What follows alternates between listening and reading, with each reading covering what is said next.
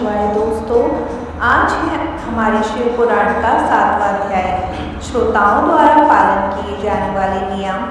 सूत जी बोले, शौनक, शिव पुराण सुनने का व्रत लेने वाले पुरुषों के लिए जो नियम है उन्हें भक्ति पूर्वक सुनो। शिव पुराण की पुण्यमयी कथा निर्यम पूर्वक सुनने से बिना किसी विघ्न बाधा के उत्तम फल की प्राप्ति होती है। दीक्षा रहित मनुष्य को कथा सुनने का अधिकार नहीं है, अतः पहले वक्ता से दीक्षा ग्रहण करनी चाहिए। नियम पूर्वक कथा सुनने वाले मनुष्य को ब्रह्मचर्य का अच्छी तरह से पालन करना चाहिए। उसे भूमि पर सोना चाहिए, पत्तल में खाना खाना चाहिए तथा कथा समाप्त होने पर ही अन्न ग्रहण करना चाहिए।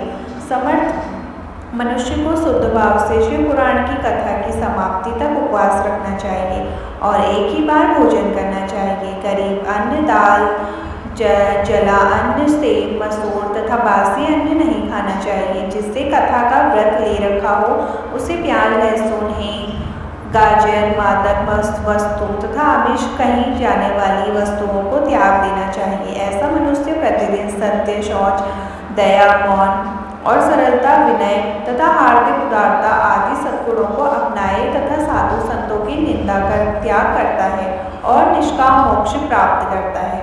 सभी स्त्री पुरुषों को विधि विधान से शिव पुराण की उत्तम कथा को सुनना चाहिए। महर्षि शिव पुराण की समाप्ति पर श्रोताओं को भक्ति पूर्वक भगवान शिव की पूजा की तरह पुराण पुस्तक की पूजा भी करनी चाहिए तथा इसके पश्चात विधि पूर्वक वक्ता का भी पूजन करना चाहिए। पुस्तक को रखने के लिए नया और सुंदर बस्ता बनाए। पुस्तक व वक्ता की पूजा के उपरांत वक्ता की सहायता हेतु बुलाए गए पंडित का भी सत्कार करना चाहिए। कथा में पधारे अन्य ब्राह्मणों को भी अन्य धन का दान दे। गीत, वाद्य और नृत्य से उत्सव को महान बनाए। विरक्त मनुष्य को कथा समाप्ति पर गीता का पाठ करना चाहिए तथा गृहस्थ को श्रवण कर्म की शांति हेतु होम करना चाहिए। होम रुद्र संहिता के श्लोकों द्वारा अथवा गायत्री मंत्र के द्वारा करें। यह यदि हवन करने में असमर्थ हो तो भक्ति पूर्वक शिव सहस्त्रनाम पाठ का भी पाठ कर सकते हैं। कथा श्रवण संबंधी व्रत की पूर्णता के लिए शहद से बनी खीर का भोजन 11 ब्राह्मणों को कराकर उन्हें दक्षिणा दे। समृद्ध मनुष्य 3 बोतोले सोने का एक सुंदर सिंहासन बनाए और उसके ऊपर लिखी अथवा लिखाई गई शिव पुराण की लिखी पोथी विधि पूर्वक स्थापित करें तथा पूजा करके दक्षिणा चढ़ाएं।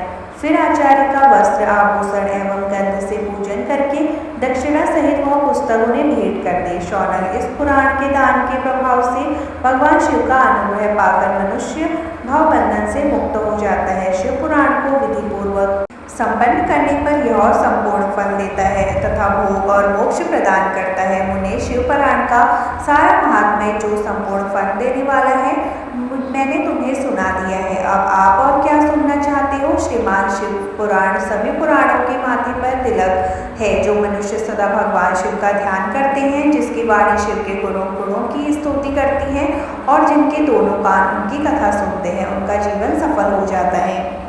वे संसार सागर से पार हो जाते हैं। ऐसे लोग लोक को और परलोक में सदा सुखी रहते हैं। भगवान शिव के सच्चिदानंद मय स्वरूप का स्पर्श पाकर ही समस्त प्रकार के कष्टों का निवारण हो जाता है। उनकी महिमा जगत के बाहर और भीतर दोनों जगह विद्यमान है। उन अनंत आनंद रूप परम शिव की मैं शरण लेता हूँ।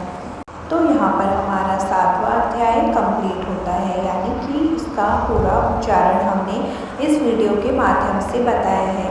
आप भी अगर इसे सावन के महीने में सुन रहे हैं तो हमारे चैनल को सब्सक्राइब ज़रूर करें, जिससे कि आपको इसके नए नोटिफिकेशन जल्दी से मिल जाए, ताकि हम उसके अगले अध्याय को आपके साथ इनका पूरी जानकारी देंगे, जिसको पढ़कर आपकी भी सभी मनोकामनाएँ पूर्ण होंगी। तो दोस्तों, अब हम अगली वीडियो में लेकर आएंगे विद्वेश्वर संहिता की नए अध्याय, जिसमें हम अध्याय 1 का वीडियो अपने चैनल में डालेंगे, जहां पर आप हमारे चैनल में उसे भी सुन सकते हैं। सावन के महीने में शिव पुराण सुनने के लिए आप हमारे चैनल को सब्सक्राइब ज़रूर करें, क्योंकि आजकल कई काम ऐसे होते हैं जहां पर हम पूरा शिव पुराण नहीं पढ़ सकते, तो हम वहां पर शिव पुराण सुनकर भी अपने सावन के महीने में पूजा का अपने भगवान शिव के प्रति अपने मन में ही उसका ज्ञाप कर सकते हैं, जिससे कि भगवान शिव तक हमारी आवाज़ पहुँचे और हमारी मनोकामनाओं की भी पूर्ति हो सके। तो बोलो, कमेंट बॉक्स में ज़रूर लिखो। हर हर महादेव।